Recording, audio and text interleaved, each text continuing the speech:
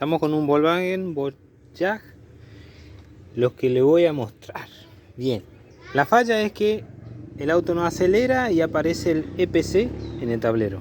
Y el check-in obviamente. ¿Qué hace? No acelera, pierde fuerza y hace un ruido extraño en la mariposa. Le voy a mostrar el ruido que hace, es este, ¿ve? Hacemos así, soltamos, ¿ve? Y si lo tocamos así, ¿ve? Y ahí se siente, ¿ve? Ahí se siente así. Se siente que está dañado. Bien.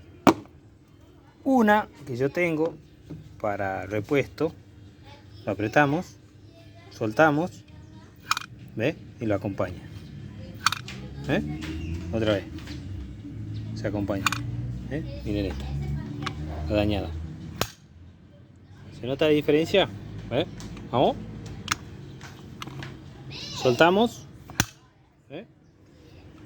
La que sirve. Soltamos. La acompaña. Digamos el engranaje acá adentro. Este está perfecto. Entonces lo acompaña y no golpea. Este está dañado. Entonces golpea así. ¡Tac!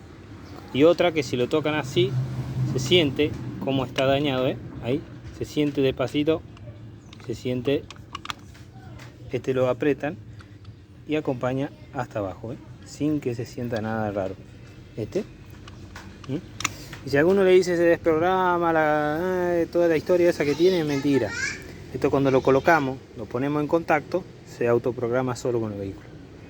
En estos modelos, obviamente. Hay modelos que sí hay que programar. Bueno, ahora le vamos a colocar esto y el auto va a andar perfecto. En el escáner también aparecía que el actuador, que sería lo que tiene adentro, no funciona. Listo.